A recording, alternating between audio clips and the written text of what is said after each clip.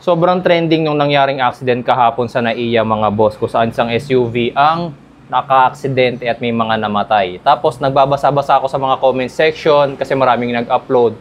Pero may isang particular comment na napansin ko maraming nag-comment ng ganun at napansin kong parang wait, mali. Mali kayo dyan ng pagkakaintindi. Mali kayo dyan ng interpretation at ayokong bumaba yung tingin nila. Ano yung comment na yon? Kayo mismo siguro mga boss, marami rin kayong video na panood, di ba? Pansinin nyo sa comment section, hindi mawawala yung comment dyan na may nagsasabi, sanay sa manual transmission na sasakyan yung driver niyan, tas first time makahawak ng matic, kaya ganyan. Hindi siya marunong sa matic na sasakyan. Actually, mga bossing, ako hindi naman sa pinagtatanggol ko yun or baliktad yung paniniwala ko sa kanila. Pero as a manual transmission driver, at syempre, marunong din naman ako sa automatic transmission. Totally mga bossing, para sa akin, mali po. Mali na yung paniniwala na manual driver yan, tas humawak ng automatic transmission, hindi marunong. Mali po. Why? Mga bossing, kapag manual transmission driver ka na natuto, you have all the advantages. You have all the advantages. Why? Ako mga bossing, natuto ko sa manual transmission. Diyan talaga ako tinuruan. Okay? So, ilang years ako nag-drive ng manual transmission, yung Mitsubishi Lancer, yung Honor Type Jeep.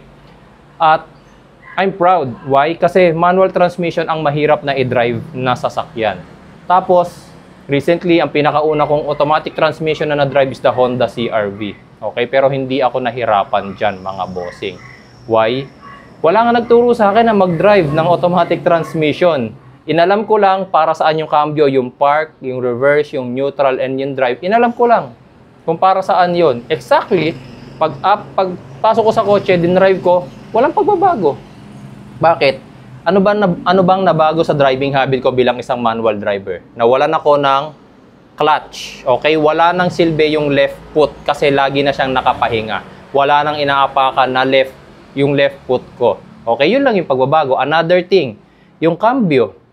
Wala na akong mayat-mayang ginagalaw na cambio, primera, segunda, tercera, wala na. Paglagay mo sa drive. May nabago ba sa brake? Wala naman nabago sa brake. Yung inaapakang accelerator, wala naman nabago. Okay? Kasi ako, yung right foot ko, nasanay ako na ang right foot ko, pang-apak ng brake at ng accelerator. Palitan. Hindi ako yung klase ng driver na manual transmission ka, since naging automatic, yung left foot mo, wala nang inaapakan, yan ay taga-apak mo ng brake. Tapos yung right foot mo ang right. Ako hindi ako ganon. Sinanay ko pa rin mga bossing na nung pag-matic ang dinadrive ko, yung left foot ko wala nang silbi. Wala nang ginagawa yan mga boss. Okay? Mas safe pa rin na nasanay ka na ang right foot mo, brake and accelerator ang inaapakan. So walang pagbabago. Naiuwi ko agad yung sasakyan ng pinsan ko sa probinsya mula Quezon City hanggang Cabanatuan. Na yun yung first time ko mag-drive ng automatic, wala namang problema. Hinataw ko pa sa expressway yung Honda CR-V. So mali mga bossing. Kasi kaming mga naka-manual transmission, ito isa pa mga boss wife ko. Sa mga hindi nakakaalam, yung wife ko po ang nagturo sa akin magmaneho ng manual transmission. Yes, mga boss, I'm very proud na misis ko ang nagturo sa akin ng manual transmission. Siya mismo mga bossing, mula nung natuto siyang mag-drive, manual transmission lang ang na-drive niyang sasakyan. Nung bumili ako ng Toyota Fortuner, yun yung kauna-unahang automatic transmission na na-drive niya. Nung binili ko yung Fortuner, siya yung pinag-drive ko.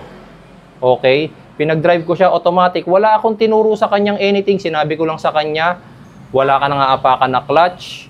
Yung shifter, ilalagay mo lang sa drive. Then, normal driving na. Oh, hindi siya nahirapan. Maliit lang din siyang babae. Tas SUV pa agad yung kanyang din drive. Why? Mas mataas kasi mga bossing. Para sa akin wala akong masamang sasabihin or wala akong masamang intention or wala akong masamang ibig sabihin sa mga nasanay or natuto sa automatic transmission lang. Pero mga bossing, kumuha kayo ng isang manual transmission driver, nasanay siya ng manual lang ang dinadrive niya, ituro mo lang sa kanya kung ano yung sa cambio, sa shifter, or konting seconds of ilang seconds of briefing lang, Pag drive-in mo yan, maida-drive niya yung automatic transmission ng walang problema. Pero, kumuha ka ng isang automatic transmission driver, nasa automatic lang siya natuto. Kahit na sabihin mong 50 years na siyang automatic transmission driver, pahawakin mo ng manual yan mga bossing. Hindi niya madadrive ang manual transmission. Why? Hindi ganun kadali i-drive ang manual transmission. Maraming adjustment na gagawin si automatic. Okay? Kahit na ang manual driver, pag driving mo ng automatic, turuan mo sandali, wag mo nang samahan sa pagdadrive, kaya niya yan. Just like nung ako, just like nung sa asawa ko. Sinabihan ko lang kung anong gagawin sa cambio, nag-drive na siya. As simple as that. Pero ang ang automatic transmission na driver, mga bossing, pag natuto ka ng automatic lang, at the point of emergency, at manual lang ang sasakyan na nandun, kahit na emergency yan, hindi mo madadrive yung manual car na yun, mga boss. Okay? Kahit na ituruan kita ng isang buong araw, hindi ka magkakaroon ng lakas na loob na mag-drive niyan kinabukasan na ikaw na lang mag-isa. Hahanapin mo pa ako, kakailanganin mo pa ako, naturuan ka dun sa, i-guide ka dun sa pagdadrive mo ng manual transmission. Ganon ang advantage ng mga manual transmission natuto. Okay? Correct me if I'm wrong, mag-comment po kayo sa baba sa mga natuto ng manual transmission dyan. Takot ba kayo na mag-drive ng matic? Okay? Sa mga nakatuto naman ng automatic transmission dyan, sabihin nyo sa akin, na kayo lang, matic lang ang na-drive nyo, in your whole life, matic lang. Kaya nyo bang mag-drive ng manual transmission right on the spot? Kahit may kasama kayong driver na marunong na mag-drive ng manual, tell me mga bossing, mali po kasi yung interpretation dun sa video na nangyari sa NAIA na sinasabi na baka nasanay sa manual tas nag-automatic. Kasi baka matakot po kasi mga bossing matakot kasi ngayon yung mga nag-drive lang ng manual tapos mababasa nila na gano'n. Ako nakakatakot pa lang i-drive yung matic, di na ako magmamatic. Mga boss, wag tayong mag-spread ng ganong maling information kasi sa totoo lang, mga bossing, mas madaling i-drive ang matic. Nasa inyo ang lahat ng privileges para matuto ka agad ng drive ng matic. Pero ang manual, mga boss, it takes you time. It takes time para matuto kayo ng manual transmission. Hindi yan natututunan ng isang araw. Kahit mga driving instructors, mga boss, alam ng mga driving instructors yan, mga pro, mga magagaling na sa driving instructor. Alam nila yan na mas mahirap matutunan ang manual kaysa sa matic, mga bossing. Okay? And sana wag nang maulit yung nangyari dun sa NAIA dahil nakakalungkot po.